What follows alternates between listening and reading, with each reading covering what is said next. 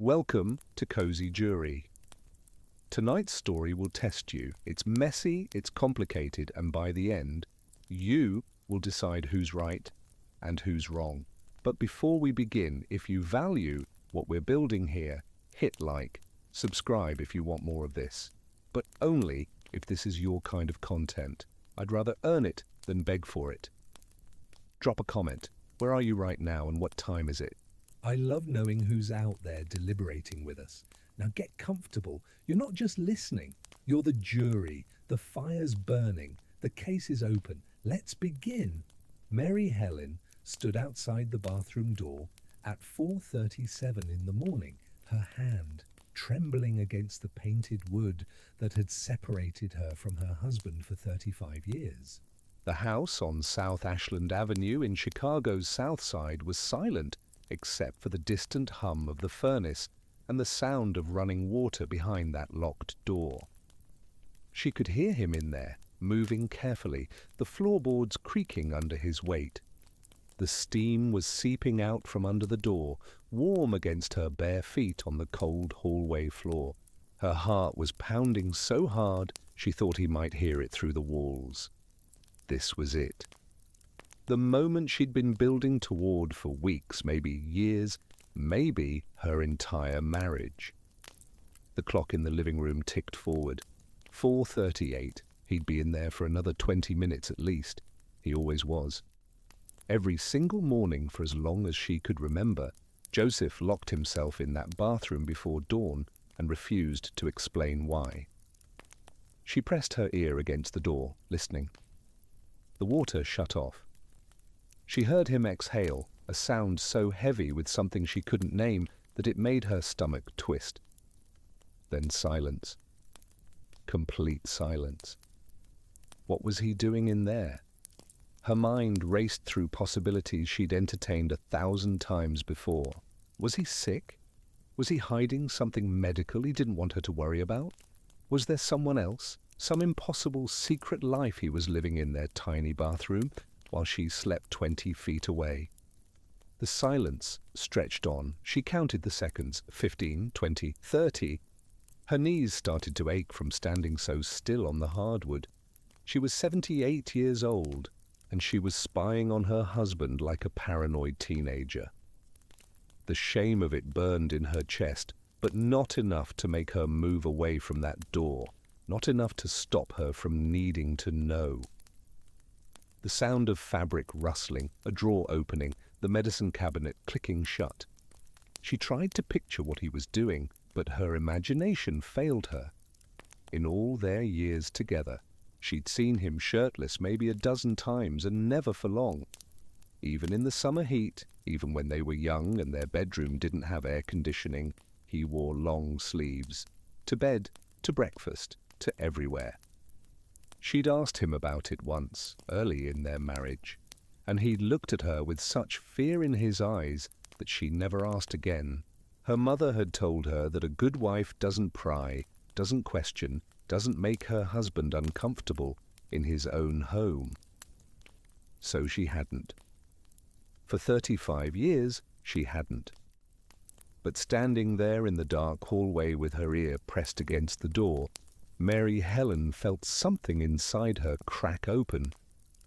She couldn't do this anymore. She couldn't live with not knowing. The lock clicked. She jumped back from the door like it had burned her, her heart racing as she scrambled toward the bedroom. Her feet tangled in the hem of her nightgown, and she caught herself on the doorframe, breathing hard, listening for his footsteps.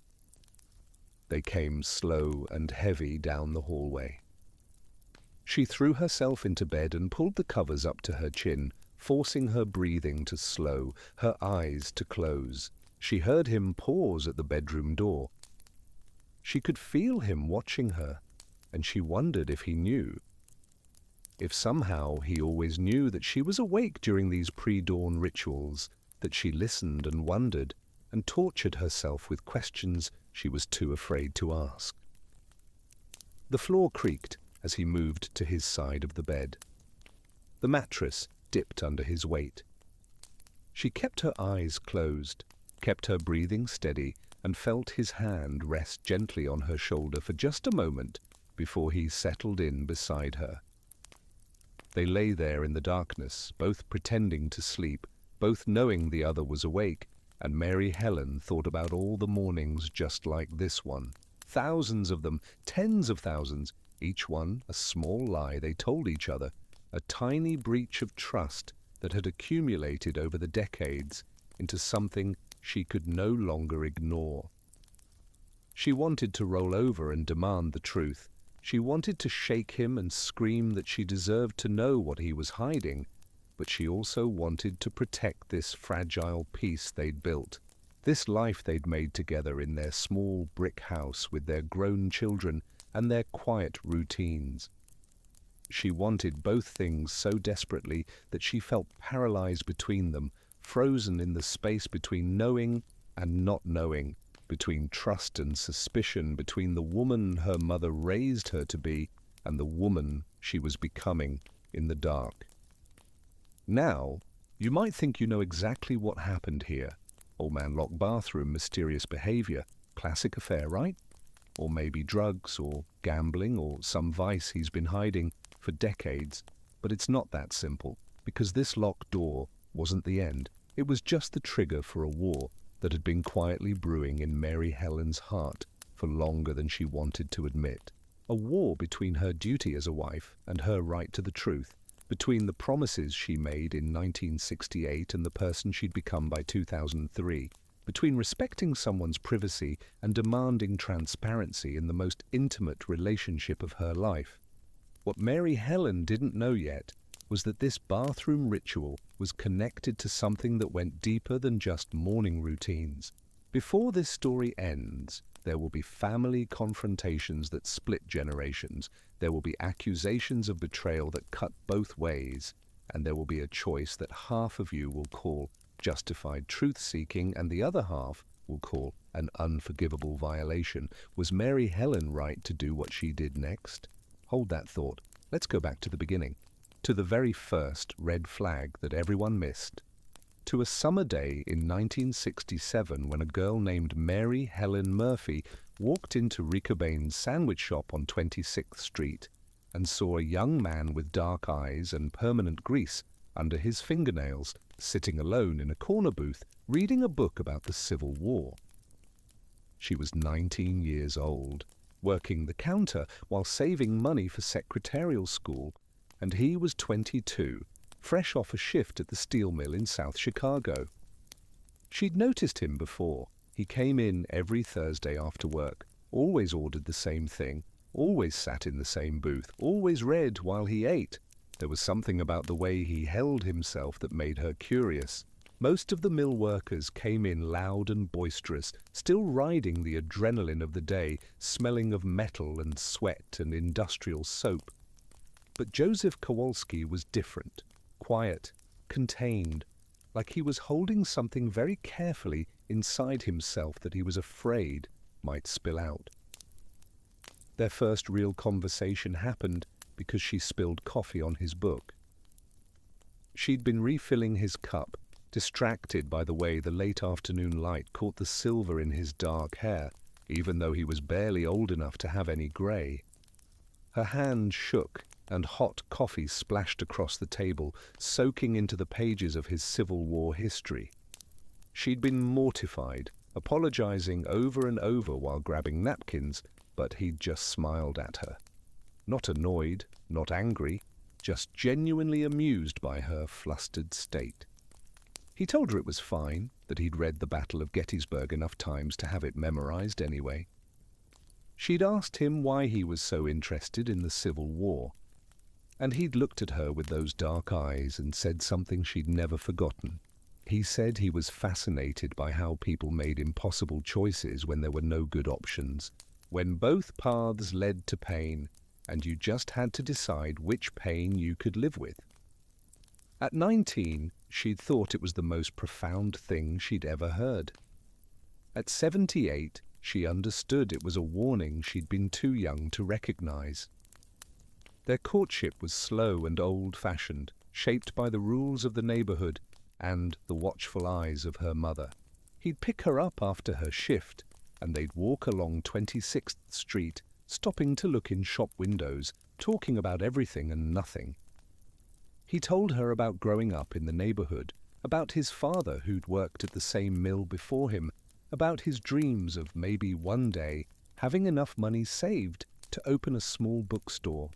She told him about her family, about her plans for secretarial school, about the small apartment she shared with her mother and two younger brothers since her father had died. They both understood what it meant to be tied to the neighborhood, to have responsibilities that limited your dreams, to make peace with a life that was smaller than the one you'd imagined as a child. There was a comfort in that shared understanding, a recognition that they were both practical people who knew how to be grateful for what they had instead of bitter about what they didn't. The first time he kissed her was in February of 1968, standing outside her building in the snow. He'd walked her home from a movie at the Music Box Theatre, and they'd stood on the sidewalk talking for so long that her lips had gone numb from the cold. When he finally leaned in, his hands had been shaking. She'd thought it was from the temperature, but years later she wondered if it had been nervousness or fear or something else entirely. The kiss was gentle and brief, and when he pulled back, he'd looked at her with an expression she couldn't quite read. Gratitude, maybe, or relief. Like he'd been afraid she might reject him, might see something in him that made him unworthy of her affection. She'd kissed him again to chase that look away, to show him that whatever he was afraid of didn't matter to her. In that moment, standing in the snow with her heart pounding and her future suddenly feeling real and tangible, she'd thought she was making the right choice. She'd thought she knew him.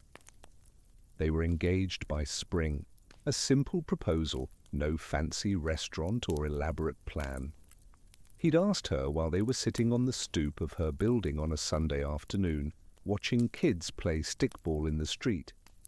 He'd pulled a small velvet box from his jacket pocket and opened it to reveal a modest diamond ring that she later learned had cost him 3 months of savings. He'd said her name, Mary Helen Murphy. "Will you marry me?" And she'd said yes, before he'd even finished the question.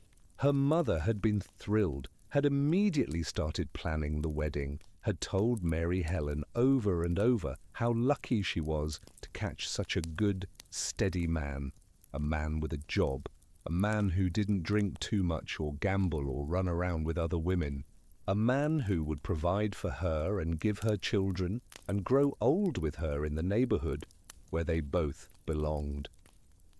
Her mother had also told her something else, something that echoed in Mary Helen's mind for the next 35 years.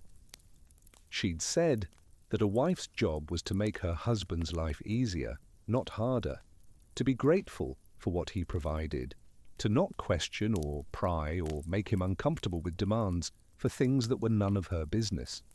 A good wife trusted her husband to handle his own affairs and didn't stick her nose where it didn't belong. They married in October of 1968 at St. Gall Catholic Church, a small ceremony with family and close friends. Mary Helen wore her mother's wedding dress, altered to fit her smaller frame, and Joseph wore a suit borrowed from his cousin. She remembered dancing with him at the reception in the church basement, remembered the way he'd held her like she was something precious and fragile, remembered thinking that this was the beginning of the rest of her life. Their honeymoon was a weekend in a motel near Starved Rock State Park, 2 days of nervous intimacy and tentative exploration of each other. Even then, even in those first private moments as husband and wife, he'd kept his shirt on. She'd noticed, but hadn't questioned it. There were a lot of things about physical intimacy she didn't know, being a good Catholic girl who'd been raised to save herself for marriage. She assumed his modesty was normal or religious, or just part of who he was. It didn't seem important compared to everything else they were figuring out together. Their life settled into a pattern quickly.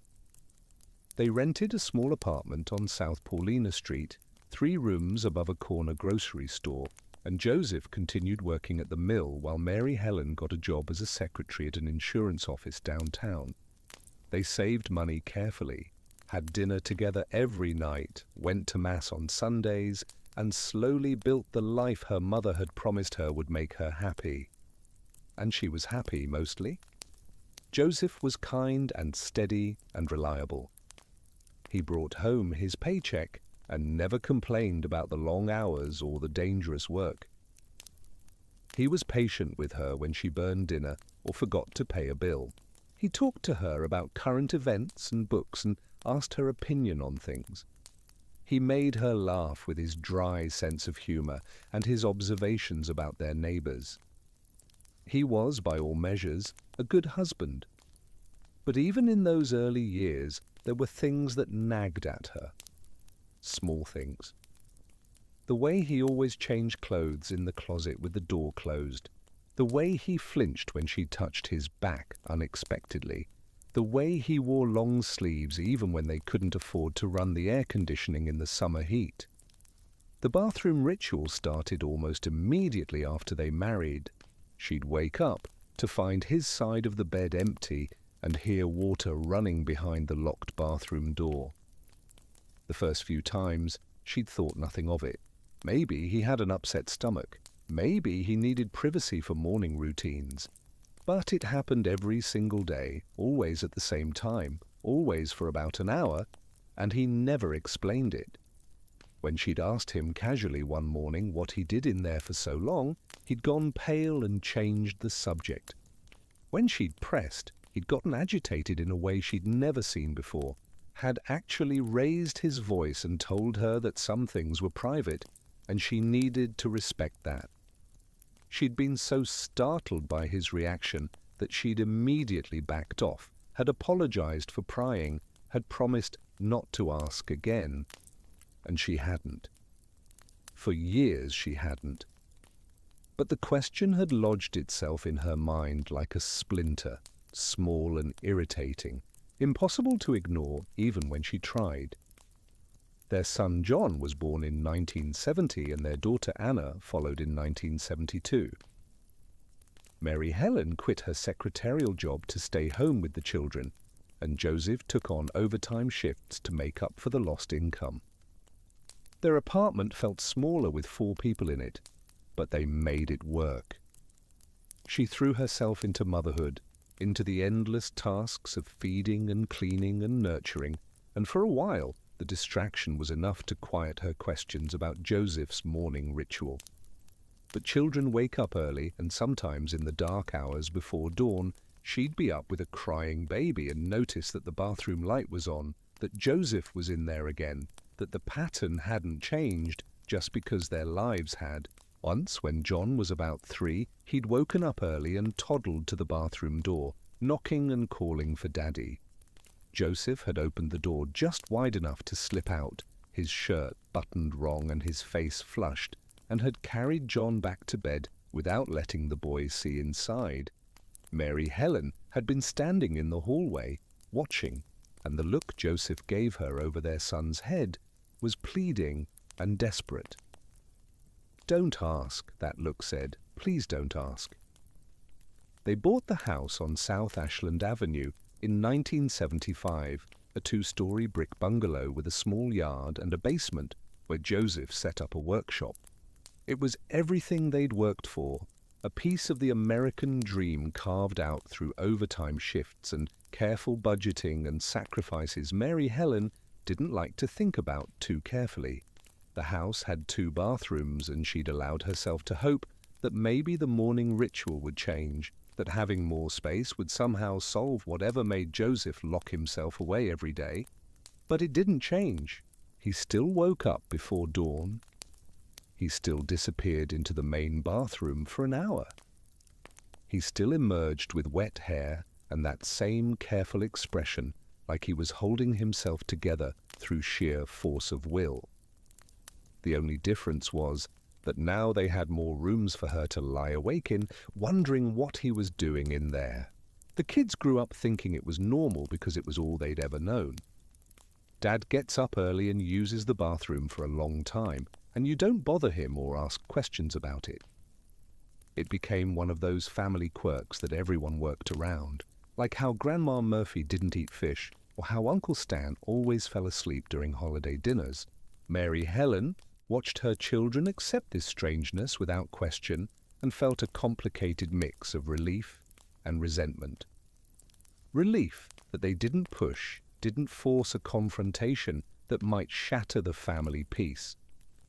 Resentment that she was the only one who seemed to think it was strange, who couldn't let it go, who apparently lacked the grace and trust that a good wife was supposed to have. Her mother's voice echoed in her head constantly.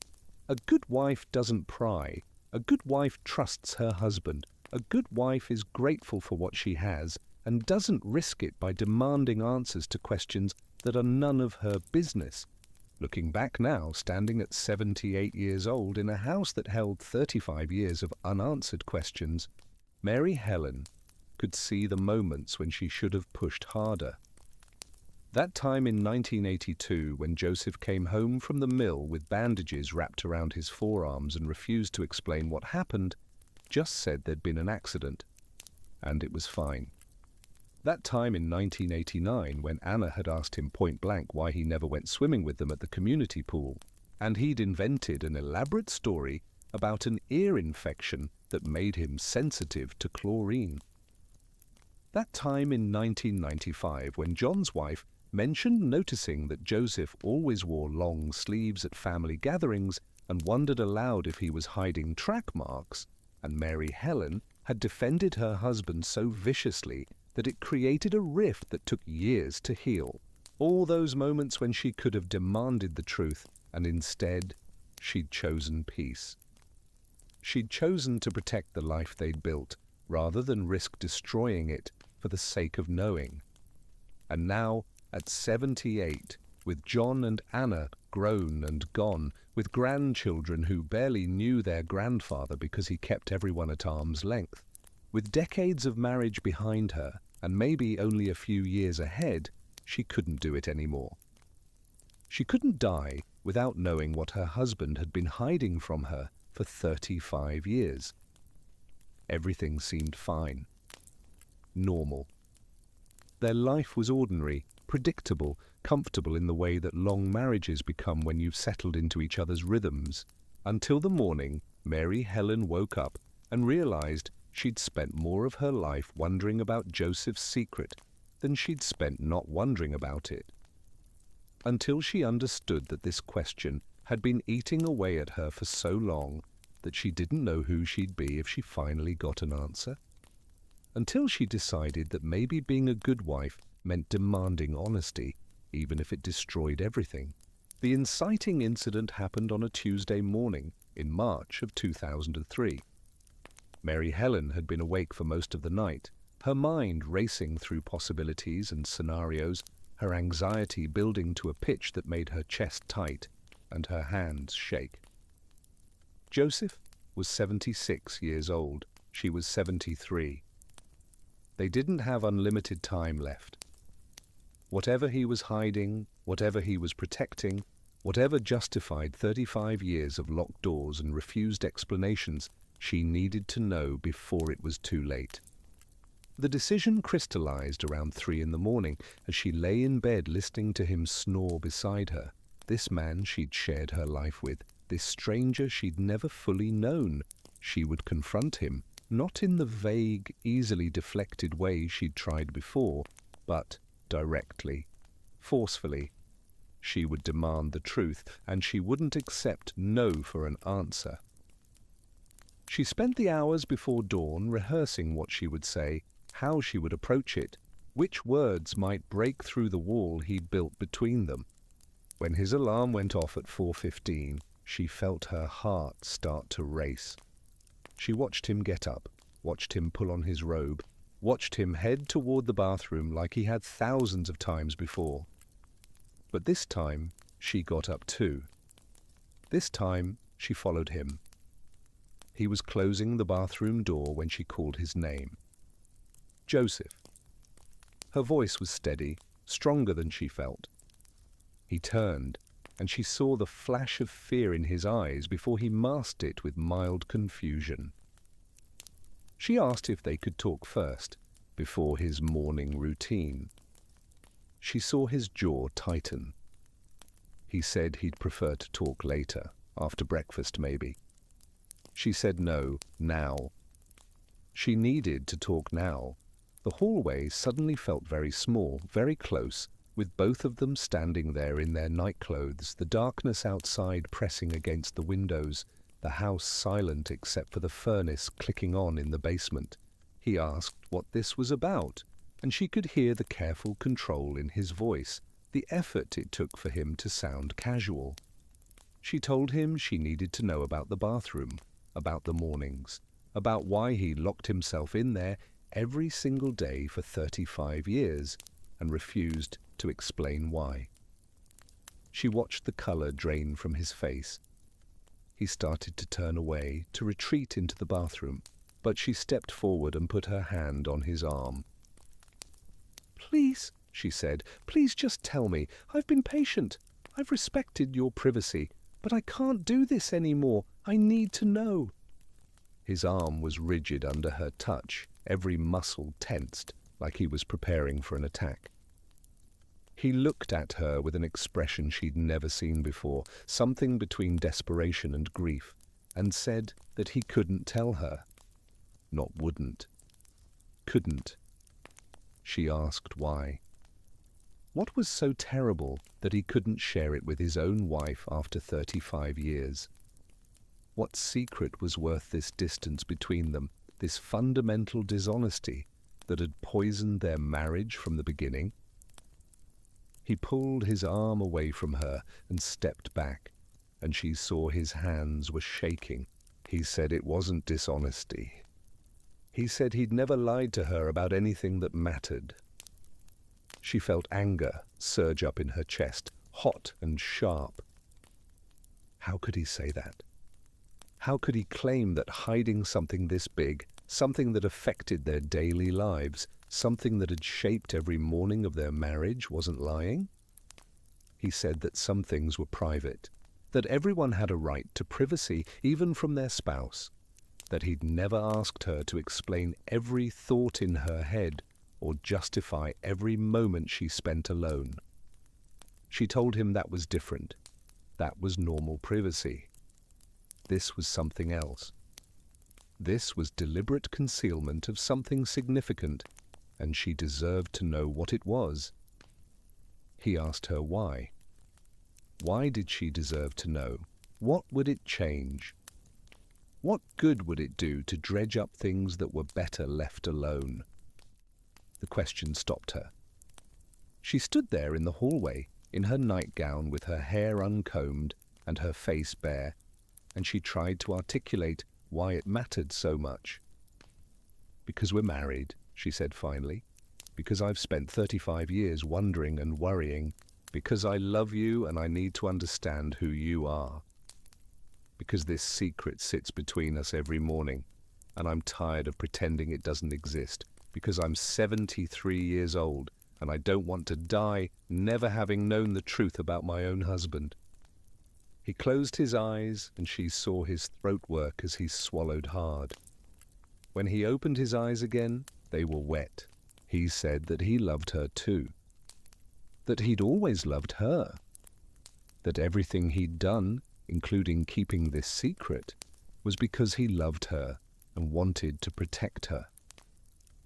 She asked him what he was protecting her from, and he just shook his head. He said that if she loved him, if she trusted him, she would let this go. She would accept that there were some things he needed to keep private, and she would trust that he had good reasons. It was the wrong thing to say. Mary Helen felt something inside her shift and harden. She told him that trust worked both ways, that he couldn't demand trust while refusing to be trustworthy. That keeping secrets wasn't protection, it was control. That she was done being the patient, understanding wife who never questioned or challenged or demanded honesty. She told him that she was going to find out what he was hiding, one way or another, and he could either tell her himself or she would figure it out on her own. The words hung in the air between them, a threat and a promise, and she saw him recognize that something fundamental had changed, that the boundary she'd respected for 35 years was gone, that she was no longer willing to maintain the careful distance that had defined their relationship. He stood there for a long moment, just looking at her, and she wondered if he would finally break, if the threat of her discovering the truth would be enough to make him confess it voluntarily. But instead he just said, "Please don't." His voice was small and broken, stripped of all pretense. "Please don't do this, Mary. Please, let it be."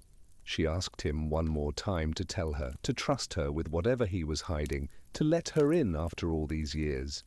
He shook his head slowly, tears running down his face now, and said he couldn't. It would kill him to tell her. She'd never look at him the same way. Everything they'd built would be destroyed. She told him that maybe it should be destroyed if it was built on lies. He flinched like she'd hit him. Then he turned and went into the bathroom and locked the door. Mary Helen stood in the hallway listening to him move around in there, listening to the water run, and she felt something crack open inside her chest. Rage, yes, but also grief. Grief for the marriage she'd thought she had. Grief for the trust that had maybe never existed. Grief for all the years she'd wasted being a good, patient, understanding wife, when maybe what she should have been was demanding and insistent and unwilling to accept half-truths. She went back to the bedroom and sat on the edge of the bed, her whole body shaking, when Joseph came out of the bathroom an hour later, dressed for the day, in his usual long-sleeved shirt and work pants. She was still sitting there.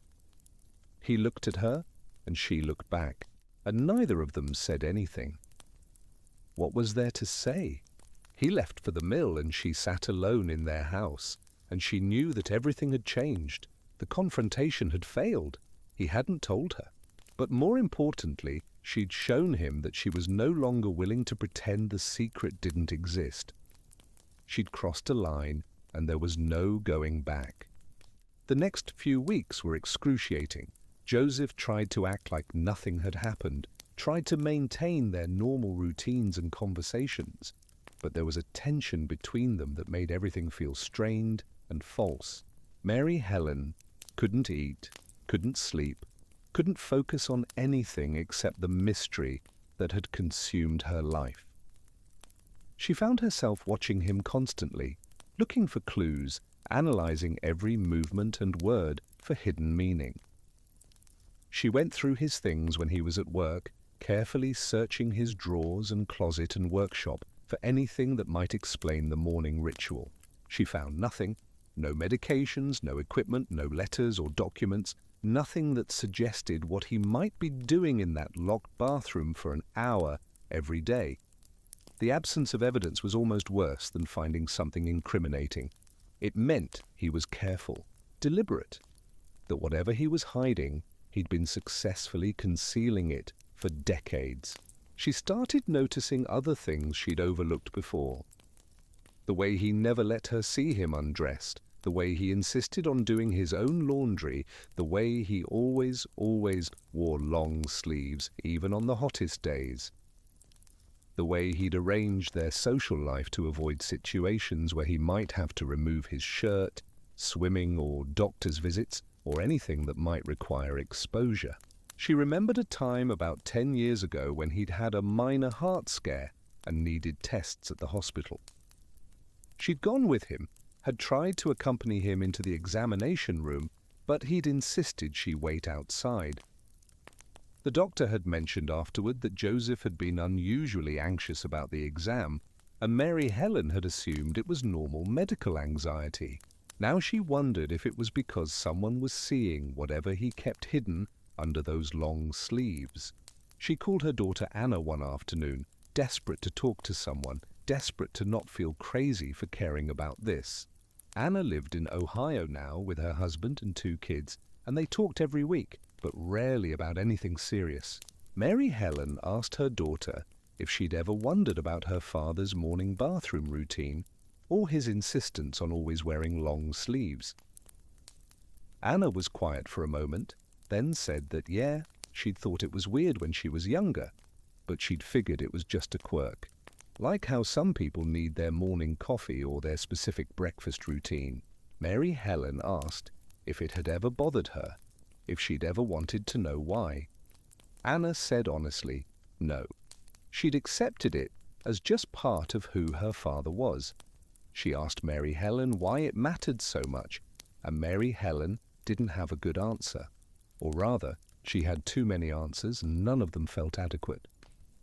Because I need to know, because it's been eating at me for 35 years, because I can't live with this anymore, because I'm afraid. Anna said, afraid of what? And Mary Helen realized she didn't know. Afraid of the truth, maybe, or afraid of what it meant that her husband had kept this secret for so long. She talked to John, too, her son, who still lived in Chicago, and saw his parents more regularly. His reaction was different from Anna's. He said he'd always assumed their father was sick, that he had some medical condition he was ashamed of or managing privately. When Mary Helen asked why he'd never mentioned this, John said he figured if it was serious enough to matter, Dad would tell them. If it wasn't serious, then it was his business. Mary Helen felt a surge of frustration. This was exactly the attitude she'd been fighting against her entire marriage. This assumption that privacy trumped honesty, that not knowing was somehow better or more respectful than demanding transparency. She asked John what he thought she should do, and he told her to let it go. That at their age, some secrets had been kept so long they were part of who a person was, and trying to dig them up would just cause pain for everyone. He said that unless she thought her father was in danger or doing something harmful, she should respect his privacy. The conversation left her feeling more isolated than before. Her own children thought she was being unreasonable. Mary Helen started spending hours on the internet researching possible explanations for Joseph's behavior. She read about obsessive-compulsive disorder, about medical conditions that required daily treatment, about addictions and compulsions and phobias, nothing quite fit. The bathroom ritual was too consistent, too unchanging over decades, to be a typical compulsion. It had to be something specific, something physical maybe. She thought about his refusal to ever remove his shirt, and a horrible possibility occurred to her. What if he had scars? What if something had happened to him, maybe before they met, or early in their marriage, and he'd been hiding the physical evidence all this time? But that didn't make sense either. Scars from what? And why hide them from his wife? Unless they were scars from something he was ashamed of, something he thought would change how she saw him. The idea lodged in her mind and wouldn't leave. She started paying more attention to how he moved, how he protected his upper body, how he winced sometimes when he reached for things or twisted wrong. She'd always assumed it was just age and the physical toll of working in a steel mill for 50 years. But what if it was something else? What if the morning ritual was about treating or managing or caring for something on his body that he desperately didn't want her to see? The thought made her feel sick with a complicated mix of sympathy and betrayal. If he was hurt or scarred, she wanted to help him, wanted to care for him the way a wife should. But she was also furious that he wouldn't let her, that he'd rather suffer alone than trust her with the truth. She tried one more time to talk to him, approaching it from a different angle. One evening after dinner, she told him that she loved him no matter what, that there was nothing he could tell her that would change how she felt, that if he was sick or hurt or dealing with something difficult, she wanted to help. She wanted to share that burden with him. He'd looked at her across the kitchen table, his face weary and sad, and said that he knew she loved him. He loved her too. But this wasn't about love. This was about things that couldn't be shared, shouldn't be shared, for reasons he couldn't explain without breaking his own heart. She'd asked him to trust her, and he'd said that he did trust her. But trust didn't mean telling everything. Trust meant believing that when someone said they needed privacy, they had good reasons, and respecting that need even when it was hard. The conversation went in circles, the same arguments repeated with the same non-resolution, until Mary Helen felt like she was going to scream from frustration. She excused herself and went to bed early, lying in the dark with tears streaming down her face, feeling more alone in her marriage than she'd ever felt. She heard Joseph come to bed hours later, heard him settle in on his side with the careful movements of an old man whose body hurt. She wanted to reach across the space between them and touch him, wanted to bridge the distance that had grown so vast it felt unbridgeable. But she didn't. She lay there in the dark, not touching, not talking, two people sharing a bed and a life, but separated by a secret that neither of them could let go. The breaking point came on a Sunday morning in April. Mary Helen woke up early before Joseph's alarm with a clarity of purpose that felt almost frightening in its intensity. She was done asking, done waiting, done hoping he would voluntarily tell her the truth.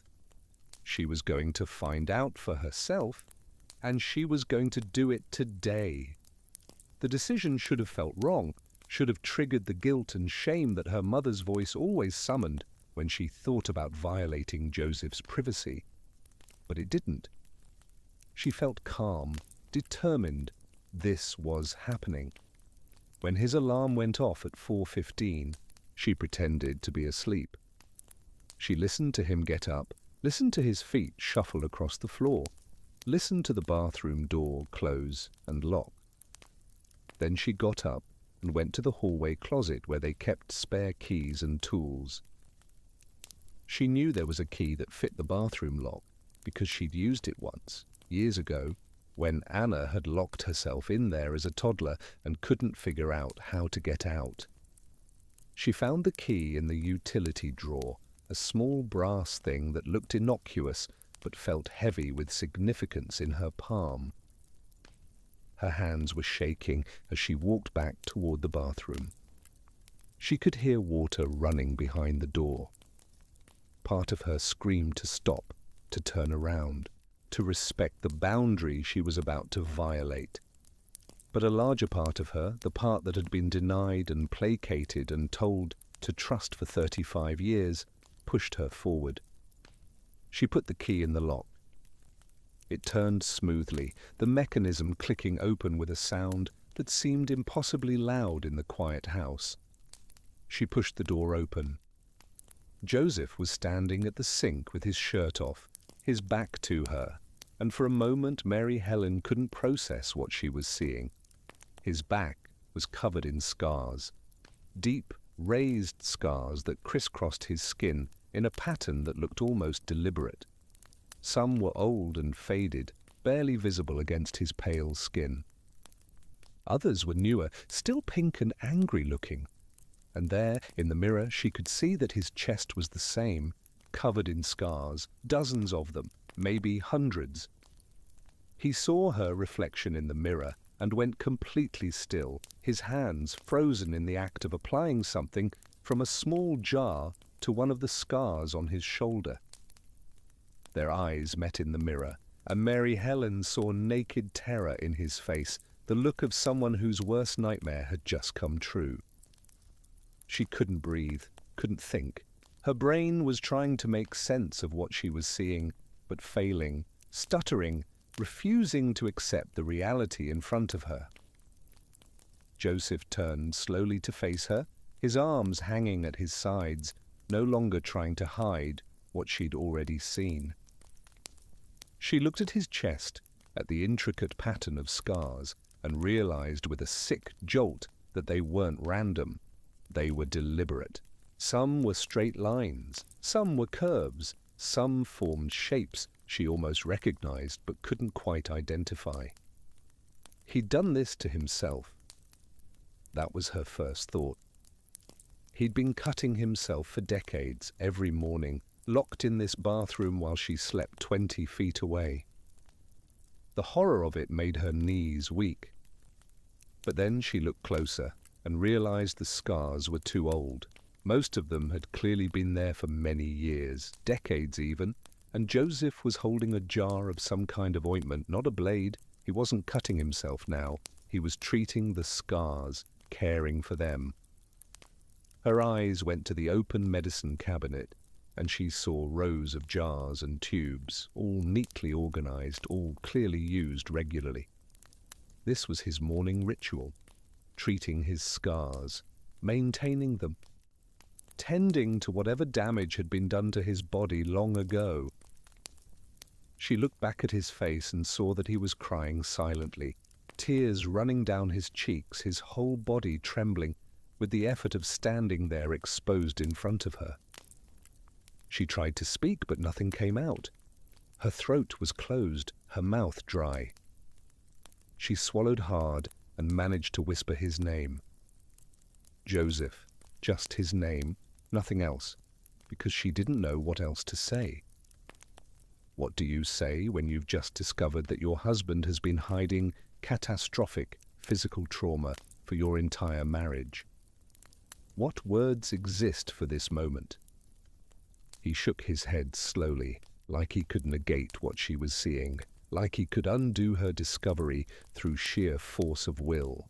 She took a step toward him and he flinched, actually flinched away from her, and that movement broke something inside her chest. She started crying too, standing in the doorway of their bathroom at 5 in the morning, looking at the evidence of pain she'd never been allowed to acknowledge or ease or share. She asked him what happened. Where did the scars come from? Her voice sounded strange, too high and thin, barely recognizable as her own. He didn't answer, just stood there shaking and crying, his scarred chest rising and falling with rapid breaths that sounded almost like panic. She asked again, moving closer, and he finally spoke. His voice was hoarse and broken, barely above a whisper. He said, "Please leave. Please go. Please don't make me explain this." She told him she wasn't leaving. She'd spent 35 years leaving this alone, and she was done leaving. She needed to know. She deserved to know. He shook his head more violently and said no, she didn't deserve this. Nobody deserved this. This was his burden, and his alone, and he'd kept it private for a reason. She needed to respect that. She needed to leave and forget what she'd seen, and let them go back to how things were. Mary Helen felt rage surge through her grief. How things were. Did he seriously think they could go back to normal after this? After she'd seen the evidence of trauma so extensive it covered most of his torso. After she'd discovered that her husband had been hiding injuries that must have been excruciating, that must have required medical treatment, that must have shaped every aspect of his physical life. She told him that was insane, that there was no going back from this, that whatever had happened to him, whatever had caused these scars, she needed to understand it. He owed her that much. He said he didn't owe her anything, that this was his body, his pain, his history, and he had every right to keep it private. That she'd violated his privacy by unlocking that door, and she needed to leave before she violated it further. The word violated stopped her, because he was right. She had violated his privacy. She'd deliberately used a key to unlock a door he'd made clear should stay locked. She'd forced her way into a space he'd desperately tried to keep separate. The realization made her feel sick with shame, but also defiant. Because wasn't his privacy less important than honesty in a marriage? Didn't she have a right to know about something this significant? Weren't they supposed to be partners, sharing everything for better or worse? She said all of this, the words tumbling out in a rush, and Joseph just stared at her with an expression of absolute devastation. He said that she was right. They'd promised for better or worse. And this was worse. This was the worst part, and he'd kept it from her because he loved her too much to burden her with it.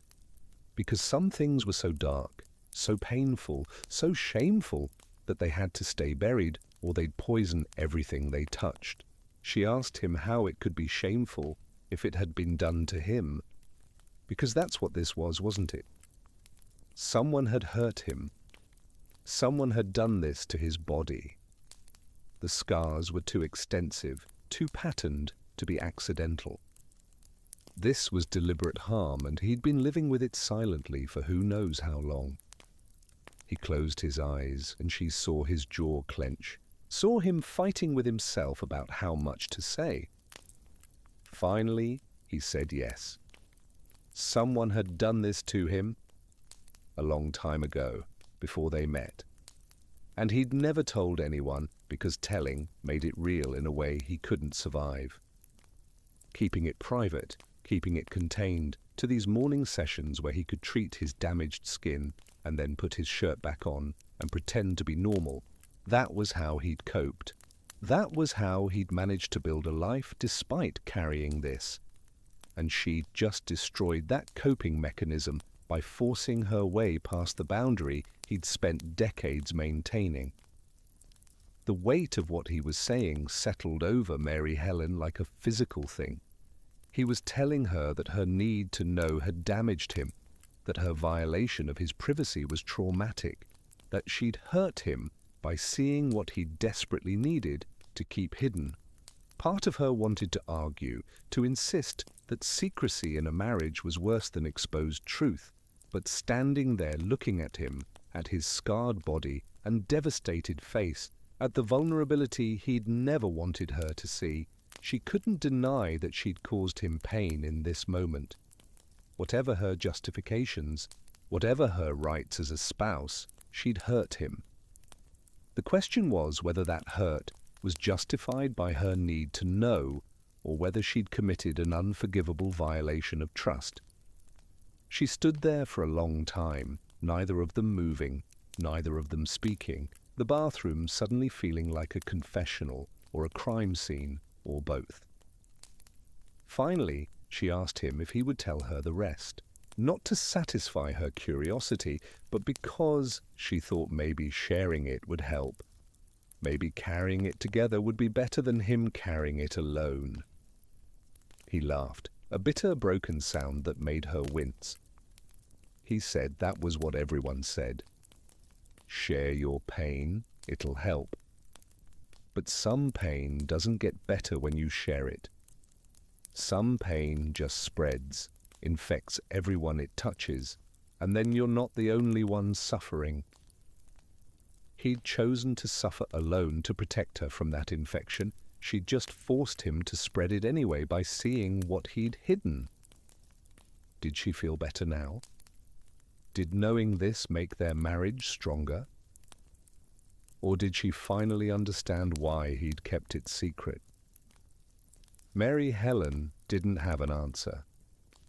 She felt hollowed out, scraped raw by the confrontation and the discovery and the terrible knowledge that there was more to this story, more pain that Joseph had lived through, and she still didn't know the full truth. She told him she was sorry for using the key.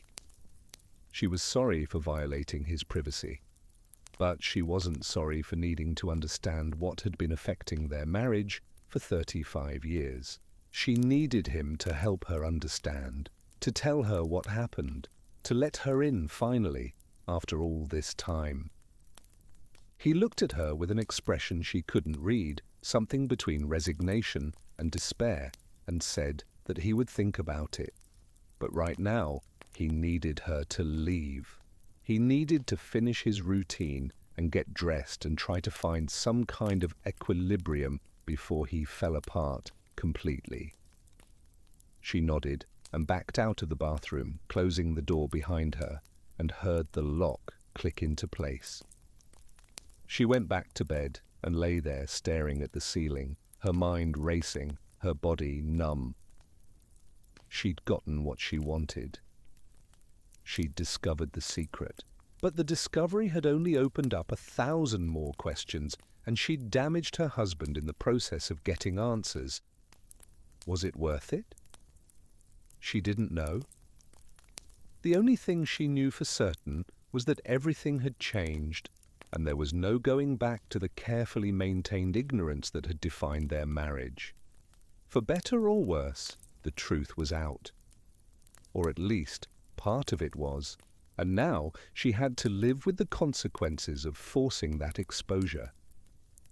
The days that followed were the worst of Mary Helen's life.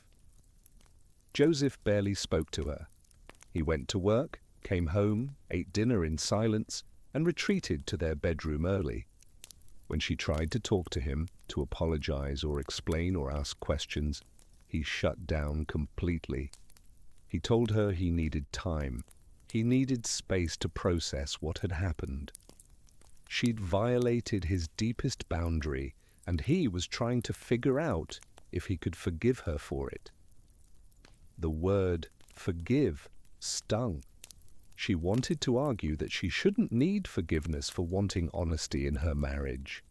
But every time she thought about his face when she'd opened that door, about the terror and shame in his eyes, she felt sick with guilt. She couldn't eat, couldn't sleep, couldn't stop seeing the scars when she closed her eyes.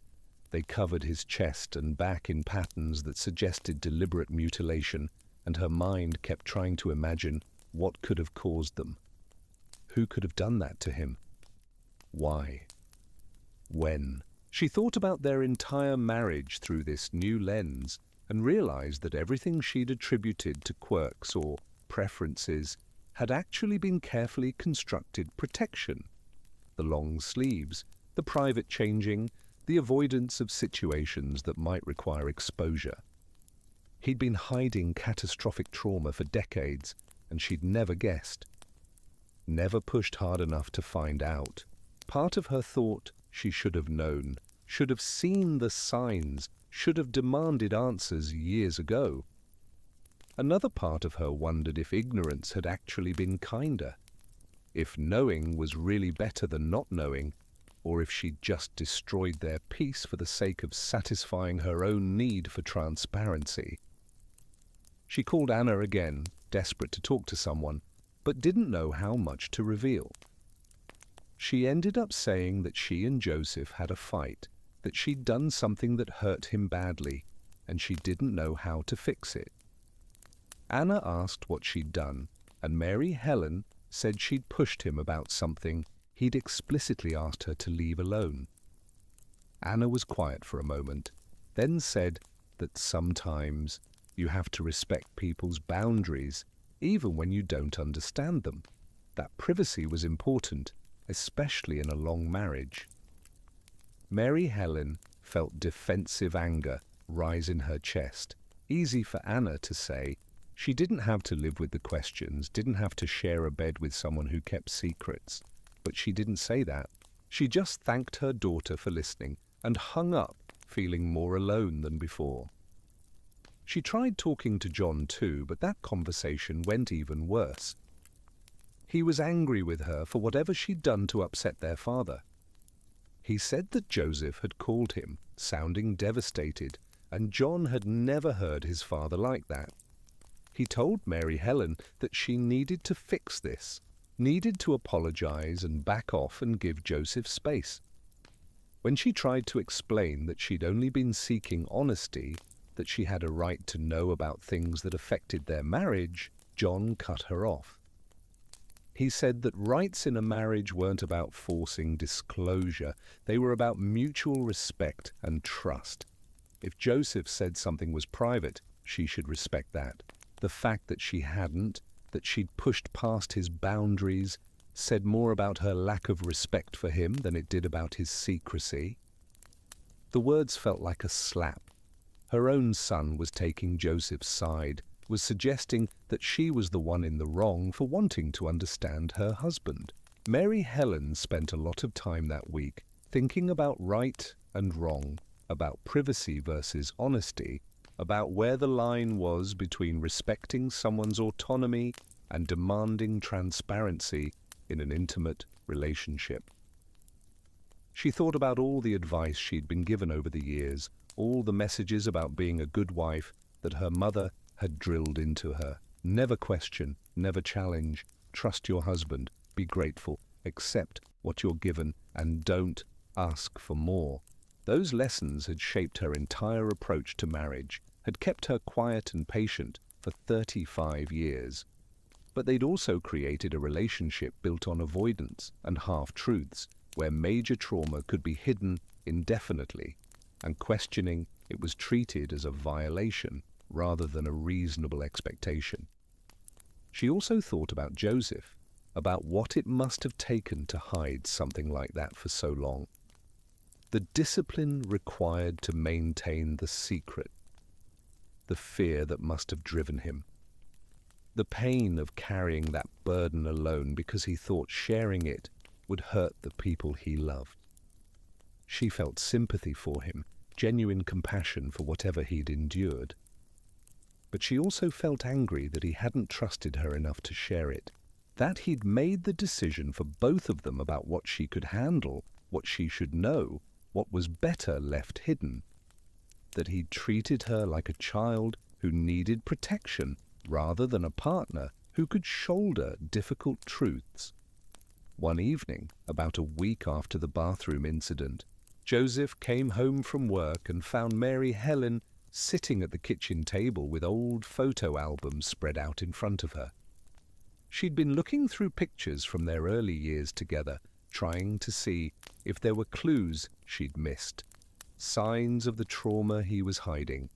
She found one photo from their honeymoon that showed Joseph standing near a waterfall, wearing a long-sleeved shirt despite the summer heat. She could see now what she hadn't noticed then, the way he held himself stiffly, the way his smile didn't quite reach his eyes. The evidence had been there all along. She just hadn't known to look for it. Joseph saw what she was doing and something in his face shifted. He sat down across from her and looked at the photo she was holding. For a long time, neither of them spoke. Then he said he was sorry. Sorry for shutting her out these past days. Sorry for the way their marriage had been built on avoidance. Sorry that she'd had to violate his privacy to get even partial answers. He said he'd been thinking a lot about what she'd said, about honesty and partnership and sharing burdens. He'd been thinking about whether keeping the secret all these years had been protection or just cowardice. Whether he'd been shielding her or just shielding himself from having to face his past. He didn't have clear answers, but he'd decided that if she still wanted to know, if she could handle knowing, he would tell her. Not everything, not all at once, but enough to help her understand. Mary Helen felt her throat tighten with tears. She told him that she wanted to know, that she needed to understand what he'd been through, but that she was also terrified of what he was going to tell her, of how it would change how she saw him and their life together. He said that fear was valid, that what he was going to share would change things, but he thought maybe it was time for things to change. They were both old. They didn't have unlimited time left. Maybe it was better to spend their remaining years with honesty between them, even if that honesty was painful, rather than maintaining the comfortable lies they'd lived with for so long. She nodded and reached across the table to take his hand. His fingers were rough and scarred, marked by decades of mill work, and she held them gently, carefully, like he might break if she squeezed too hard. He started talking. Slowly at first, the words coming in hesitant fragments, but then with increasing steadiness as the story poured out. He told her about growing up in the neighborhood in the 1940s, about his father who'd been a hard man with firm ideas about discipline and obedience. He told her about punishments that went beyond normal parental discipline, about beatings that left marks, about a childhood lived in fear of making mistakes. But that wasn't where the scars came from. That was just the foundation, the beginning of the story.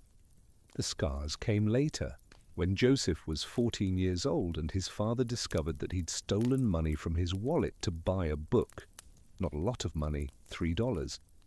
But to his father, it was unforgivable betrayal, evidence that Joseph was fundamentally bad and needed to be corrected. Mary Helen sat very still, listening, her hand still holding his. Joseph's voice was flat as he described what happened next.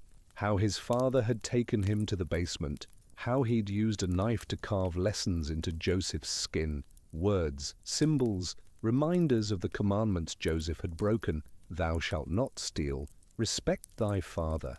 The cutting went on for hours, and when it was over, Joseph's chest and back were covered in shallow cuts that spelled out his failures. His father had bandaged him and told him that the scars would be a permanent reminder to be a better son. That every time Joseph looked at himself, he'd remember this lesson and think twice before disappointing his father again. Mary Helen felt bile rise in her throat. She wanted to stop him, wanted to unhear what she was hearing, but she forced herself to stay quiet and let him continue. Joseph said that the cutting happened several more times over the next few years, whenever he did something his father deemed unforgivable. By the time Joseph was 17 and big enough to fight back, his torso was covered in scars. Some had healed into faint lines. Others were raised and angry, permanent marks on his skin. His father died when Joseph was 20, a heart attack at the mill, and Joseph had felt relief more than grief. He'd never told anyone what had happened. Not his mother, who'd turned a blind eye to his father's discipline methods. Not his friends. Not the doctors who'd treated him for various injuries over the years. He'd kept it buried, kept it private, and tried to build a life where the scars didn't define him. He'd met Mary Helen 2 years after his father's death, and from their very first conversation, he'd known she was someone he could build a future with, someone kind and patient and good. But he'd also known that if she saw the scars, if she knew what they meant, she'd look at him differently. She'd see him as damaged, as broken, as the product of abuse, rather than as just Joseph. So he'd hidden them. He'd built a life around keeping them concealed. The long sleeves, the private changing, the locked bathroom door, all of it was about maintaining the privacy he needed to cope with carrying that history. The morning ritual had started as a practical necessity. The scars needed daily care to prevent infections and manage the scar tissue. But it had become more than that. It was his time to acknowledge what had been done to him, to tend to his wounded body, and then to carefully put his armor back on and face the day as someone whole and unbroken. When he finished talking, Mary Helen was crying openly. She asked him why he'd never told her, why he'd thought she couldn't handle knowing. He said it wasn't about whether she could handle it. It was about whether he could handle her knowing, whether he could survive the pity and horror he knew he'd see in her eyes, whether their marriage could survive the shift in how she saw him. She told him that she didn't pity him. She was horrified by what his father had done, yes, but that horror was directed at his father, not at him. Looking at him now, knowing what he'd survived and how he'd built a life despite it, she felt admiration, more than pity. He'd been carrying this alone for 60 years, and the strength that required was staggering. He shook his head and said it wasn't strength, it was just survival. You do what you have to do to keep living, and sometimes that means hiding the worst parts of yourself so you can function in the world. They talked for hours that night, Mary Helen asking careful questions and Joseph answering as much as he could. She learned that the morning ritual wasn't just about treating the scars physically, but about maintaining a psychological boundary between his traumatic past and his present life. Going into that bathroom and acknowledging what had been done to him, then emerging to live as a normal husband and father and worker, that transition was essential to his ability to cope. She understood then why he'd been so devastated when she'd opened that door. She hadn't just seen his scars, she'd destroyed the boundary that allowed him to compartmentalize his trauma. She'd forced his past and present to collide in a way he'd spent his entire adult life preventing. She apologized again for using the key, for violating that boundary. He said he understood why she'd done it. He didn't agree with it, didn't think it was right, but he understood the desperation that had driven her. She'd lived with questions for 35 years, and he'd refused to give her answers. Eventually, that refusal was going to break something. He just wished it could have broken differently, in a way that didn't involve her seeing him at his most vulnerable without his consent. She said she wished that too. She wished he'd trusted her enough to tell her voluntarily. He said he'd wanted to, sometimes. But fear was a powerful thing, and he'd been afraid of losing her if she knew the truth. Afraid that she'd see him as a victim rather than as her husband. Afraid that knowing about his father's abuse would poison how she thought about their own family, their own children, the life they'd built. Mary Helen asked if he was still afraid of those things, and Joseph said yes. He was terrified that everything would change now, that she'd treat him differently, carefully, like he was fragile or broken, that their intimacy would be contaminated by her knowledge of his scars and what they represented. She told him that she couldn't promise nothing would change. Knowing this did change things, but not in the way he feared. She didn't see him as less because of what had been done to him. If anything, she saw him as more resilient, more complex, more worthy of love and respect than she'd already believed him to be. The fact that he'd survived that abuse and still managed to be a good husband and father, to be kind and gentle despite what he'd experienced, that was extraordinary. He looked at her with tears in his eyes and said he didn't feel extraordinary. He felt damaged and ashamed, and like he'd failed by letting her discover the secret he'd worked so hard to keep. She took his scarred hands in hers and told him that he hadn't failed. They'd both been trying to protect each other in their own ways, her by seeking truth and him by hiding it, and neither approach had been perfect. But they were here now with the truth between them, and they could figure out how to move forward together. He asked how, and she said she didn't know exactly. But maybe it started with him not having to hide anymore. With him being able to exist fully in their marriage, scars and all, without fear of judgment or rejection. Maybe it meant her learning to give him space when he needed it, but also being allowed into that space when he was willing to share it. Maybe it meant rebuilding trust that had been damaged on both sides. The conversation didn't solve everything. There were still tensions, still hurt feelings, still fundamental disagreements about privacy and disclosure. But it was a start. Over the following weeks, they began the slow work of integrating this new knowledge into their relationship. Joseph started leaving the bathroom door unlocked during his morning ritual, not inviting Mary Helen in, but giving her the option to be present if she wanted. She rarely took him up on it, understanding that he needed that time alone, but the fact that the option existed changed something. It meant he wasn't actively hiding from her anymore. He was maintaining his privacy while also being honest about what he was doing. She learned more details gradually in small conversations that happened late at night, or during quiet moments together. She learned that some of the scars spelled out specific words or phrases, accusations carved into his skin by his father's hand.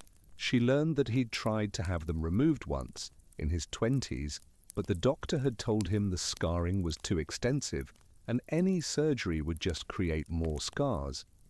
She learned that he'd considered suicide several times as a young man, overwhelmed by the physical and psychological burden of carrying his father's abuse on his body. The fact that he was still here, still alive and functional despite all of it, seemed miraculous to her. She told him that, and he said it didn't feel miraculous. It just felt like stubbornness, like refusing to let his father win by destroying him completely. The revelation affected their social life too. Mary Helen had always handled questions about Joseph's clothing choices with vague explanations about temperature sensitivity or personal preference. Now, knowing the truth, those deflections felt heavier, more meaningful. She found herself being more protective of his privacy, more aggressive in shutting down curiosity from friends or family. When Anna asked during a phone call if everything was okay with her father, if the tension between her parents had resolved, Mary Helen said yes without going into details. She and Joseph had agreed that this was his story to tell or not tell, and she would respect his choice to keep it private from their children.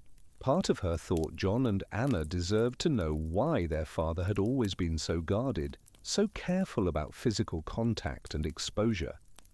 But a larger part of her understood that sharing that information would be another violation of Joseph's autonomy, and she'd already violated him enough.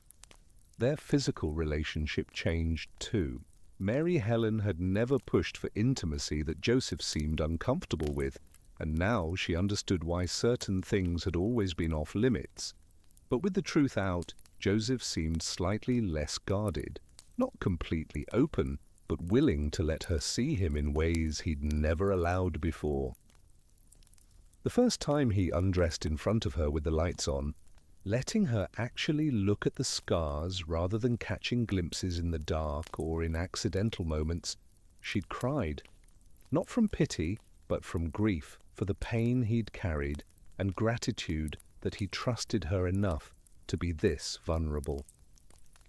He'd stood there silently while she traced some of the scars with her fingers, reading the words carved into his skin, feeling the raised tissue that represented his father's cruelty.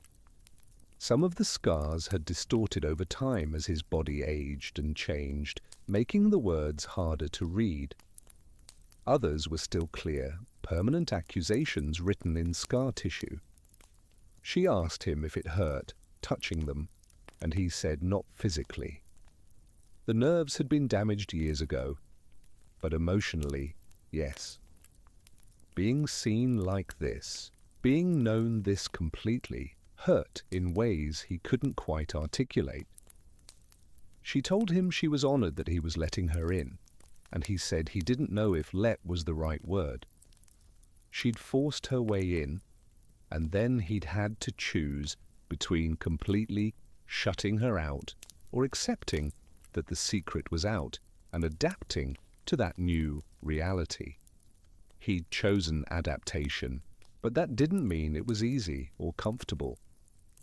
Every time she looked at him now, he wondered if she was seeing the scars, seeing his damage, seeing his shame. She assured him that when she looked at him, she saw her husband. The scars were part of him, yes, but they didn't define him, not for her. But honesty made her admit that things had changed in ways that were hard to articulate. She couldn't unknow what she now knew. She couldn't look at him without being aware of the pain he carried. When he winced or moved stiffly, she wondered if it was age or if the scar tissue was causing him pain. When he went into the bathroom for his morning ritual, she thought about what he was doing in there, about the daily maintenance of his damaged skin. The mystery was gone, replaced with specific knowledge that was sometimes harder to live with than not knowing had been. She'd thought that knowing would bring relief, would satisfy the curiosity that had eaten at her for decades, and in some ways it had. She finally understood her husband in ways she never had before. But understanding had also brought a weight of its own, a grief for what he'd endured, and a complicated guilt for having forced the revelation. She talked to a therapist about it, something she'd never done before. The therapist helped her work through the conflicting feelings, the simultaneous conviction that she'd been right to seek the truth and the guilt over how she'd obtained it. The therapist asked her what she would have done differently if she could go back, and Mary Helen said she didn't know. She wanted to say she wouldn't have used the key, wouldn't have violated Joseph's privacy that way, but she also knew that he never would have told her voluntarily. The only way she would have gotten answers was by forcing them, and there was no way to force disclosure that wouldn't have felt like a violation. So maybe the real question wasn't whether she should have done it differently, but whether she should have done it at all, whether some secrets were meant to stay buried, whether her need to know had been more important than his need for privacy. The therapist said there was no clear answer to that question, that it depended on your values around autonomy versus transparency in relationships, which made Mary Helen feel both validated and frustrated. She wanted clear moral answers, right and wrong. But life wasn't that simple. Joseph started seeing a therapist too, his first time addressing his childhood trauma with a mental health professional. He'd resisted for years, decades, believing that talking about it would make it worse rather than better. But the forced exposure had broken something open, and he found that he needed help processing feelings he'd suppressed for 60 years. The therapy was hard. It meant confronting memories and emotions he'd successfully avoided his entire adult life. But it also brought some relief. He told Mary Helen that having the secret out meant he didn't have to use as much energy maintaining the facade. He was exhausted in new ways, but not tired from hiding anymore. That was something. They had to navigate questions from their children too. John noticed that something had shifted between his parents, that the tension from months ago had resolved into something different, but not necessarily better. When he asked about it directly, Mary Helen and Joseph had to decide together how much to reveal. They ended up telling John and Anna that they'd been working through some long-standing issues about privacy and communication in their marriage, and that they were in a better place now, but the work was ongoing. It was the truth, if not the complete truth. Anna seemed satisfied with that explanation. John was more skeptical, sensing there was more to the story, but he respected their choice not to elaborate. He did say that he was glad they'd worked it out, that he'd been worried about them. The comment made Mary Helen feel guilty. Her need for answers had created stress that had rippled out to affect their children, and she hadn't fully considered that consequence when she'd made the decision to force the issue. As months passed and the immediate crisis faded, Mary Helen and Joseph settled into a new normal. The truth was out, and they were both learning to live with that exposure. Joseph's morning ritual continued, but now Mary Helen sometimes joined him, sitting on the edge of the bathtub while he applied ointment to his scars, talking about their plans for the day or nothing in particular. It was intimate in a way their relationship had never been before, a shared vulnerability that deepened their connection even as it complicated it. He told her once that he'd never imagined sharing this part of his life with anyone, and that having her there made it both easier and harder. Easier because he wasn't alone with his pain. Harder because being witnessed in his vulnerability felt exposing in ways he was still learning to tolerate. They were both aging too, which added another layer of complexity. Joseph was 77 now, his body showing the wear of decades of mill work and the physical toll of maintaining scarred tissue. Mary Helen was 74, her own health starting to decline in small ways that reminded her they didn't have unlimited time left. The knowledge that they'd spent 35 years in partial truth made the remaining years feel more precious. But it also made her wonder if forcing the truth out had been worth the cost. Would they have been happier living in comfortable ignorance until the end? Or was the honesty, however painful, better than the alternative? The question tormented her sometimes in the quiet hours of the night when she lay next to Joseph and thought about the choices they'd both made. His choice to hide, her choice to force exposure, the consequences of both. She'd gotten what she wanted. She knew the secret. She understood why he'd been locking himself in the bathroom every morning for 35 years. But the knowledge sat heavy in her chest, a weight she hadn't anticipated when she'd been consumed by the need to know, because knowing meant carrying the weight of his trauma too. It meant seeing his scars not just as physical marks, but as evidence of unforgivable cruelty done by someone who should have protected him. It meant understanding that the man she'd shared her life with had been broken in fundamental ways long before she met him, and that nothing she did could heal that brokenness. She could only witness it, acknowledge it, love him despite it, or maybe because of it. But she couldn't fix it. The truth had also changed how she thought about their entire marriage. She looked back at moments that had seemed insignificant at the time and saw them differently now. That time he'd refused to go to the beach with the kids because he said he didn't like sand. That time he'd gotten angry when Anna had tried to hug him from behind and accidentally touched his back. That time John had joked about his dad being part vampire because he never took his shirt off. All those moments that she'd dismissed or rationalized or accepted as quirks were actually evidence of trauma carefully hidden. The knowledge made her feel like she was discovering their marriage for the first time, relearning the man she'd thought she knew. It was disorienting and sad, and also strangely clarifying. She understood him better now, but understanding didn't erase the years of not knowing. And now, sitting here at 74 years old in a house full of memories both true and false, Mary Helen found herself wrestling with the question that had consumed her for months. Had she been right to force the truth out? Or had she violated something sacred in her pursuit of transparency? The question had no easy answer, and different people gave her different advice when she posed it hypothetically to friends or family. Some said that marriage required complete honesty, that secrets of this magnitude had no place in an intimate partnership. Others said that everyone had a right to privacy, even from their spouse, and that forcing disclosure was a form of control.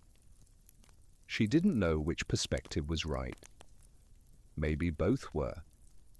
Maybe neither.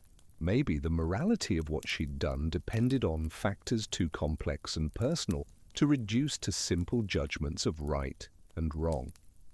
What she did know was that she and Joseph were still together, still trying to build something honest out of the wreckage of their half-truth marriage. They were both wounded by what had happened. She'd hurt him by violating his privacy. He'd hurt her by hiding something so significant for so long. They'd both been trying to protect each other and themselves, and in doing so, they'd created a relationship built on avoidance rather than true intimacy. Now they were facing the hard work of rebuilding on a foundation of painful truth, and neither of them knew if it would hold. But they were trying. That had to count for something. So that's the complete story, every detail, every complication. Mary Helen forced her way past a boundary her husband had maintained for 35 years. She discovered he'd been hiding catastrophic physical and psychological trauma from childhood abuse, scars carved into his skin by his father that he'd spent his entire adult life concealing. Her violation of his privacy brought the truth into the light, but it also caused him pain and damaged the trust between them. They're working to rebuild, but the question remains unresolved. Now it's your turn to decide. Before you cast your verdict, let's break down the psychology behind what we just witnessed. You've heard the story. You feel the anger, the confusion, the sympathy pulling you in different directions. But do you know exactly what happened to your brain just now? Because this wasn't just a story about secrets and scars. This was a masterclass in the psychological machinery that traps people in impossible situations and makes them make choices that look insane from the outside but feel inevitable from the inside. Let's expose the mechanics underneath the drama. Let's reveal the specific weapons used against Mary Helen and the damage they caused to both her and Joseph. The primary toxic dynamic at work here is something called protective secrecy, and it's one of the most insidious patterns in relationships because it masquerades as love. Here's how it works mechanically. Step 1. A person experiences trauma so severe that sharing it feels impossible. The trauma becomes fused with their identity in ways they can't separate. Step 2. They enter into intimate relationships but maintain absolute boundaries around the traumatic experience. And they tell themselves this is to protect their loved ones from the burden of knowing. Step 3. The secrecy itself becomes a barrier to true intimacy, creating distance that the other person can feel but can't name or address. Step 4. When the other person pushes against that barrier, the secret keeper experiences it as an attack on their survival mechanism. Because for them, the secret isn't just information, it's the wall that keeps them functional. Now, remember when Joseph said that telling would kill him, that Mary Helen would never look at him the same way? Most people missed that. That wasn't an accident. That was step 1 of protective secrecy establishing itself. He genuinely believed that disclosure would destroy him. Not because Mary Helen would reject him, but because being known in his entirety would shatter the compartmentalization that let him survive. He'd spent 60 years building a version of himself that didn't include the traumatized child his father had tortured. The morning bathroom ritual wasn't just about treating scars, it was about maintaining the separation between his past and present selves. When Mary Helen opened that door, she didn't just see his body, she collapsed the boundary between the two versions of Joseph he'd been desperately keeping apart. Here's why a human being does this. Why does someone choose to carry unspeakable pain alone rather than share it with people who love them? It comes down to control. When you've been violated, when someone has literally carved their will into your flesh, you become obsessed with maintaining control over your own narrative. Joseph's father took everything from him: his bodily autonomy, his sense of safety, his childhood. The one thing Joseph could control was who knew about it. Keeping the secret was the only power he had over his own history. Sharing it would mean giving up that control, admitting that the trauma still had power over him, making himself vulnerable to judgment and pity and all the complicated emotions that come with being seen as a victim. For Joseph, secrecy wasn't about lying. It was about survival. It was about maintaining the fiction that he was a normal man with a normal life rather than someone fundamentally damaged by childhood abuse. Now let's talk about the impact side of this dynamic, because Mary Helen wasn't just dealing with protective secrecy. She was experiencing something called relational gaslighting, though not in the intentional manipulative sense we usually associate with that term. Joseph wasn't deliberately trying to make her doubt her reality. But the effect was the same. For 35 years, she knew something was wrong. She could feel the distance, sense the secrecy, observe the bizarre behaviors that didn't add up. But every time she raised concerns, she was told she was imagining things, that she was being intrusive, that she needed to trust and respect his privacy. Over time, this created massive cognitive dissonance in Mary Helen's mind. Cognitive dissonance is the psychological distress you feel when you hold two contradictory beliefs at the same time. Mary Helen believed she had a good marriage based on mutual trust and openness. She also believed that her husband was hiding something significant from her. Both couldn't be true. So her brain did what brains do when faced with contradictory information. It tried to resolve the conflict by accepting the explanation that caused less disruption to her worldview. She convinced herself that the secrecy was normal, that her need to know was the problem that a good wife would trust without questioning. This is the trap. Not the lying itself, but the way it makes you distrust your own perceptions. Makes you think you're crazy for sensing something wrong when everyone around you insists everything is fine. Remember the most frustrating decision Mary Helen made when she spent decades not pushing, not demanding answers, accepting Joseph's boundaries, even though they were clearly causing her distress. The audience probably yelled, "Just demand the truth, you have a right to know." But her brain wouldn't let her do that for 35 years. Here's why. She'd been conditioned her entire life to believe that a good wife doesn't make demands. Her mother's voice was a constant presence, telling her that gratitude and patience were more important than honesty. That conditioning was reinforced by Joseph's reactions every time she questioned him. His fear, his anger, his pleading. All of it sent the message that her need to know was harmful, that she was the problem, that she was threatening their marriage by not accepting his privacy. So she suppressed her instincts.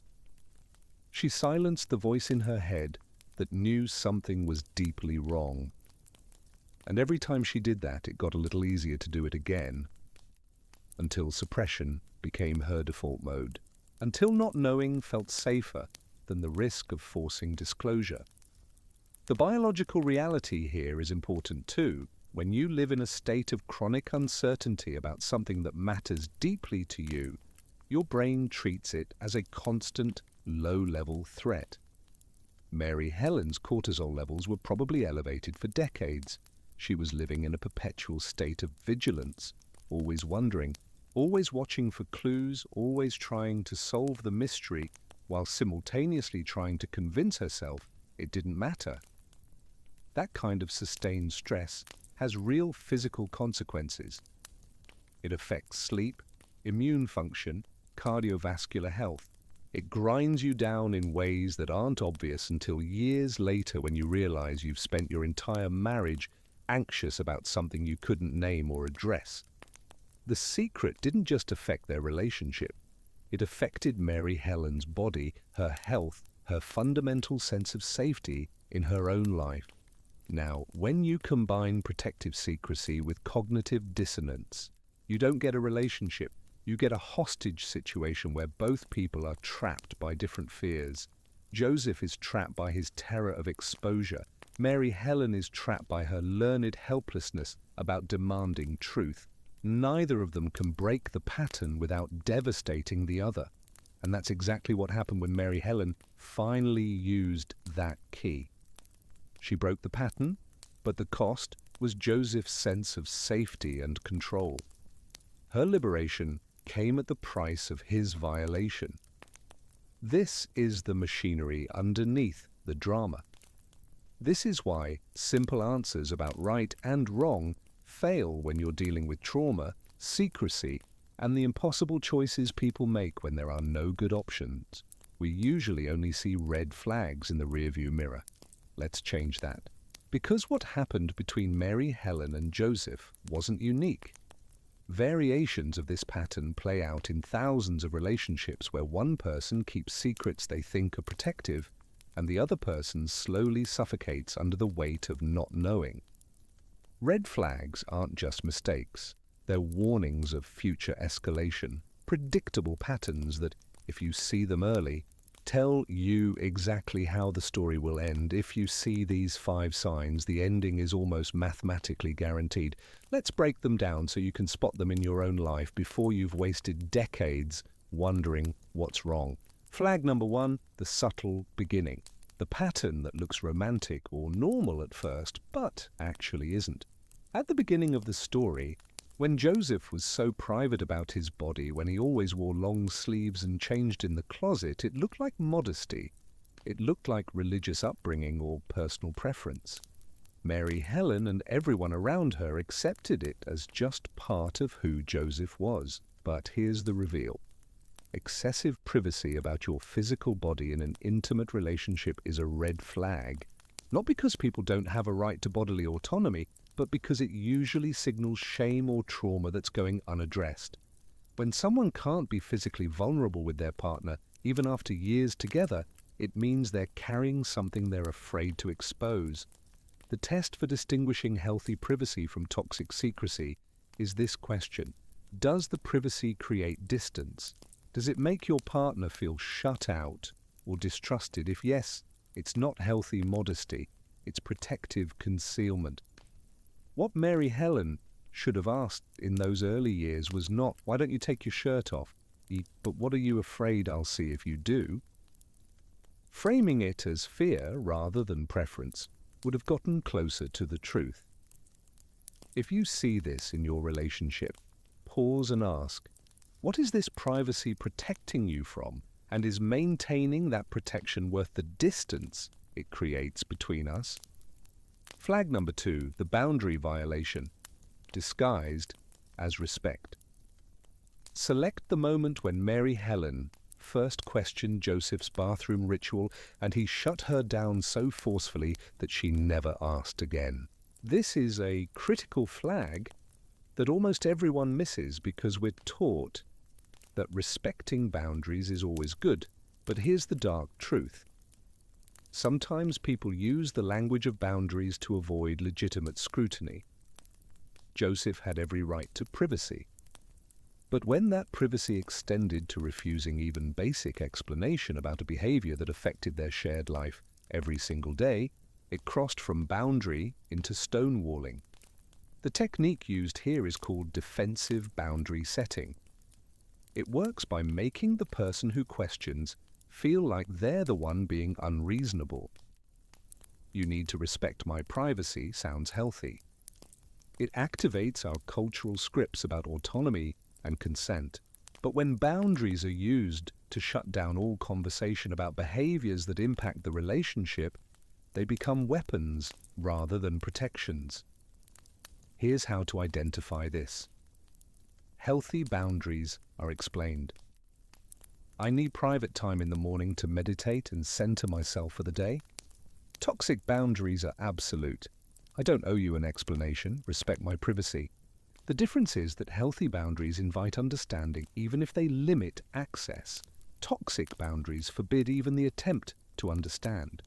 If your partner regularly shuts down your questions with appeals to privacy or boundaries without offering any context, that's a red flag, not because they're wrong to have boundaries, but because the refusal to provide any explanation suggests they're hiding something they know you'd object to if you knew the full truth. Flag number 3, the reality distortion. Focus on all the moments when Mary Helen knew something was wrong, but was told by everyone, including herself, that she was being paranoid or controlling. Her mother told her good wives don't question. Her children told her to let it go. Even her own internal voice told her that her need to know was the problem. This is how gaslighting works, even when it's not intentional. The person keeping secrets doesn't have to actively lie. They just have to maintain their story consistently enough that doubting them feels like you're the crazy one. Mary Helen experienced what I call the sanity tax. Every time she noticed something strange about Joseph's behavior and was told to ignore it, she paid a small price in self-trust. Over decades, those small payments accumulated into a massive debt. She literally didn't trust her own perceptions anymore. The counter move when someone is doing this to you, intentionally or not, is to externalize your observations. Write them down. Tell a friend who isn't invested in maintaining peace. Get outside validation that yes, this behavior is objectively strange, And no, you're not crazy for wanting answers. If your partner's response to your legitimate questions is to make you feel like you're being unreasonable, paranoid, or controlling, that's not them setting healthy boundaries. That's them manipulating you into silence. A person with nothing to hide explains. A person with something to hide deflects and makes you doubt yourself. Flag number 4, the isolation or control masked as protection. This one is subtle in Mary Helen's story because Joseph wasn't overtly controlling. He didn't forbid her from seeing friends or making decisions, but he did something more insidious. He created a situation where she was isolated in her confusion and doubt because no one else understood what she was dealing with. The secrecy meant she couldn't fully explain her distress to her children or friends without betraying Joseph's privacy. So she carried it alone. That isolation is its own form of control. When you can't share what's happening in your relationship because explaining it would violate your partner's boundaries, you become trapped in a prison of their making. You can't get outside perspective, can't reality check your experiences, can't build a support network that might help you see the situation clearly. Look for this pattern in your own relationships. If you find yourself unable to talk honestly about your relationship with people you trust, because doing so would betray your partner's confidence, ask yourself why. What are you protecting, and who benefits from that protection? Sometimes privacy is necessary, but sometimes it's a cage. Flag number 5, the deadly escalation.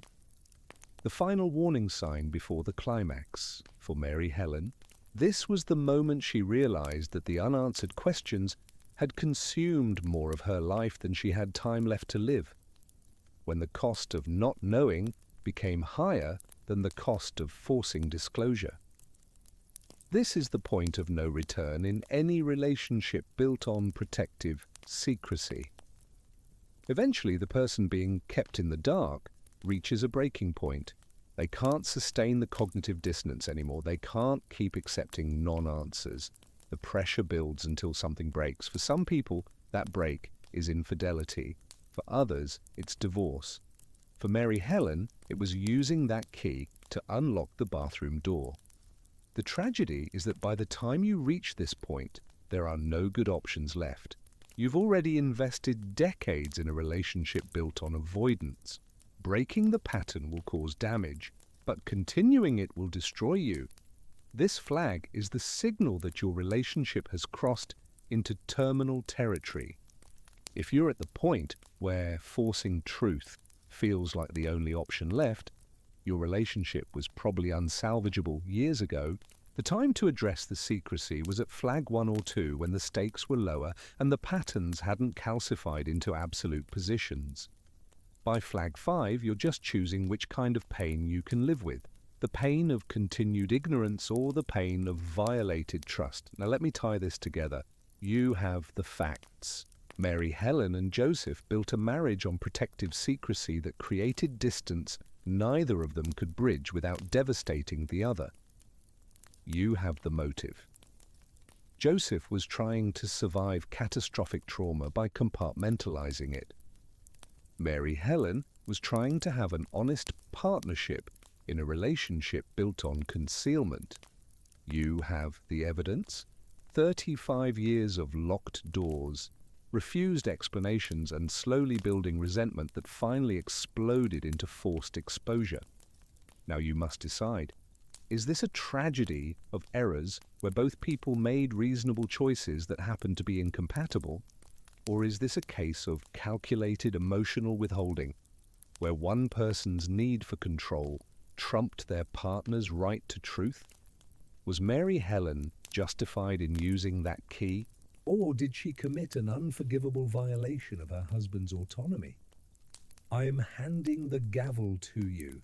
Think about the red flags we discussed. Think about the psychological mechanisms that trapped both of them. Think about what you would have done in Mary Helen's position after 35 years of unanswered questions. Think about what you would have done in Joseph's position. Carrying scars carved by a father who tortured you, and trying to build a normal life despite that burden. There's no objectively right answer here. This is one of those situations where reasonable people will disagree based on what they value most: privacy versus transparency, protection versus honesty, individual autonomy versus relational obligation.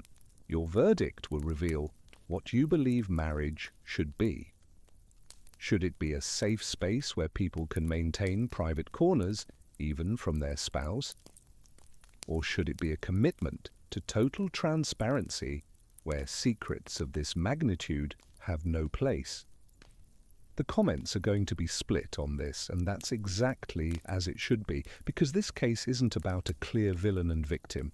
It's about two people who loved each other but had fundamentally incompatible needs. And sometimes love isn't enough when the needs are that far apart.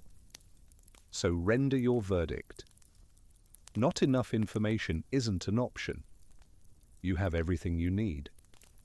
Was Mary Helen wrong to force the truth? Was Joseph wrong to hide it? Were they both wrong? Were they both right? Make your choice.